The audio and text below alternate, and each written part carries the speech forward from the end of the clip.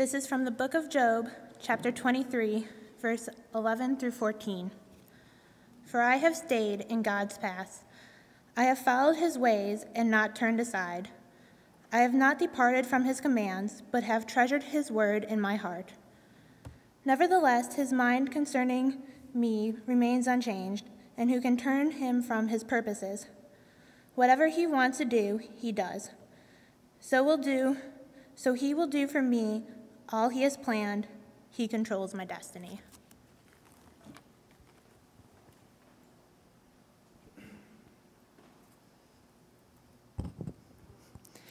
Yeah, there's a little bit of a difference there.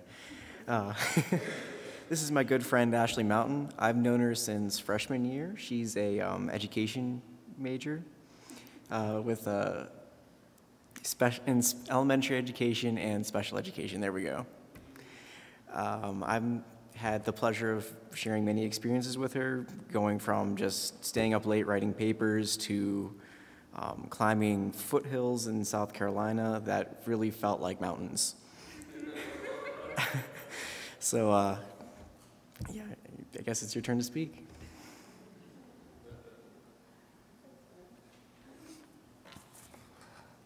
Hi.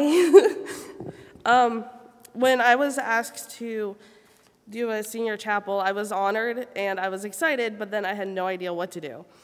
So I was going throughout the entire summer just thinking about what to do. And then finally, after talking to some friends on campus and some people and just talking about like what are the options of me doing my senior chapel, I finally discovered that I should talk about my journey. The definition of a journey is an act of traveling from one place to another. We've all been on different journeys, whether it is going to the store to buy milk, going across seas for a mission trip, going backpacking. We've all done some kind of journeys. And the journeys that tend to be memorable are the ones that we learn something about ourselves, or our view changes on something. A journey that many do not realize is a journey that is the relationship with the man upstairs. I'm sorry, it's not Dark Huey either. My journey started when I was little. I was always going to Sunday school. My mom always made sure we went to Sunday school. And I participated in Sunday school. I participated in vacation summer Bible school. I did everything. But then something still didn't connect with me. I still didn't feel part of the bigger picture that I kept on hearing about. As my journey continued on discovering the Lord, I became more active in the church. I became a junior church teacher, which was teaching kids during service so they didn't have to sit there just listening, just randomly on. I also became a Sunday school teacher, and I did that for a few years. But then I still didn't feel part of it. I didn't feel connected as much as I should have. I still questioned whether or not he was there for me. I was never happy on how he let things happen in my life. There were definitely events that I still questioned why something happened, or why he let things happen the way they did. I never prayed to him. How I see it is I talked to him. I talked to him as if he was a person right beside me, just having a normal conversation. I want to be, dear Lord. I would talk to him in person. Like I was arguing with him, I would make sure he was somebody in front of me. I never really thought of him as a higher being. With my three grandparents, they all passed away when I started middle school. And that's when the whole big questioning of why happened, because I saw everyone suffer and have that pain around me. So I was just wondering why at that time would he let something like that happen to me. After that, every bad event that happened made me question even more. And I even asked himself many times why things were happening the way they were. I still tried my hardest to believe, and I still talked to him like he was a person right beside me. I still went to church, I still taught about him, and I still learned about things about him. But again, I still never got that connection. I didn't feel his presence in my life. I didn't feel him carrying me in the sand during all the hardships. The first time that I felt him in my life was when I first got accepted to Westminster, because this was one of the only 2 colleges I applied to, because when I was toured here, I fell in love with it. And I felt him tell me, like, this was where I was going to go. To this day, I still don't know how I got in here, because I'm not. But something made me come here.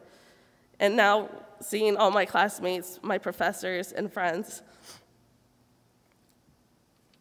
I kind of know why he let me here.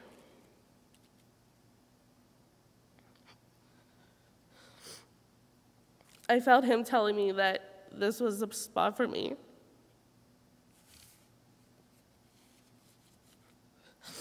So, started a new journey with him.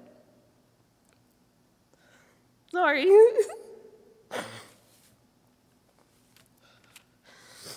So, I then found people on campus that I could talk to. I found CCO members, advisors, friends who I could talk to about him, and I discovered that my path, my journey with him isn't as strong as others. I consider my path with him like a fist fight because I like to fight with him on things because I wanted to take control. I always wanted to take control of events in my life. But I had to let him take control because I wasn't the author of my book. He was writing my book. He was writing my life. I was just the mere character, but I wanted to be something more. I wanted to be the author. Because I need to have that control. I need to have control in my life where if a lesson plan goes wrong, I know instantly what to do. If I'm facilitating a group, then I know instantly what needs to happen next. But not having that control in my life was hard for me. So after participating in Jubilee and talking to CCO members and faculty and friends and getting to know more about the Lord, I felt like my journey was changing because then I started to give him the reins on how I was living, and I gave him the wheel, and I let him take control a little bit. But that all changed this past summer.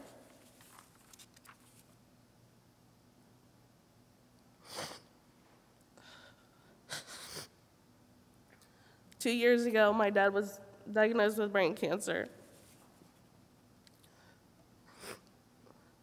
Being at 52, or 53, sorry, it was hard for me to understand why, at such a young age, did it have to happen to him. Cancer runs in the family, but for someone who smiled every day, who made jokes to anyone and everyone, who made a presence in everyone's lives, who tried to make it better for everyone, why did it have to happen to him? Everything that I realized about my relationship with the Lord took a turn for the worse. Because this summer, I didn't know what to do. This summer was the worst. My dad gave up. He started to give up. My family and I fought for him, and we tried our hardest to keep him going. But then my dad didn't want to. And in the hospital, I spent all day praying. At this point, I didn't talk. I just prayed. And I prayed that not for things to get better, but just for the suffering and the pain to stop.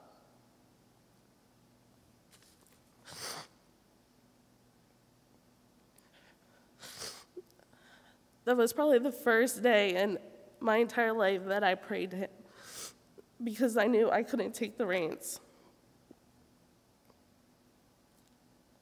I knew I couldn't be the author in this chapter of my life. So on that night, the suffering and the pain stopped for him. The suffering and the pain still continues, but it was a realization for me that I couldn't take control of that situation, that I had to let go. And I had to let him take control because he knew what was happening. I still argue with him about it because I still question about whether or not is that the only way that he could get my attention about letting things go? Was that the only way that it had to happen? I mean, I still talk to the Lord every day as if he's just a normal person. I do hold a grudge, but I still make sure he's in my life every single day because that's all I've known, and I've always believed in him.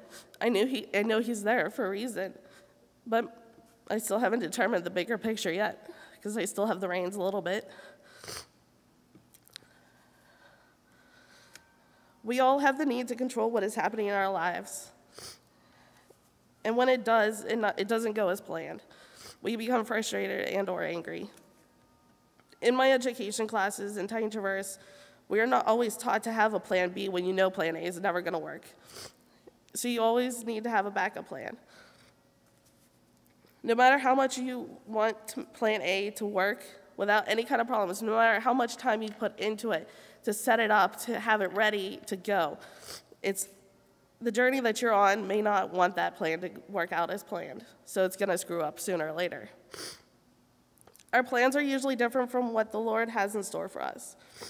I'm still grasping that idea myself, but from the care and the support of the Education Department faculty and the staff of Westminster, the strength and support of my friends and family, and from the family that I've grown to love of Tyne Traverse, I'm able to still believe that I'm not the author of my book, that the Lord is.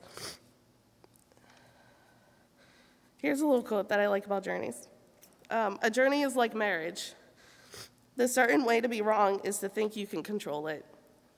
Once you realize you cannot control the journey life gives you, then and only then can you understand the Lord's reasoning in the bigger picture of life.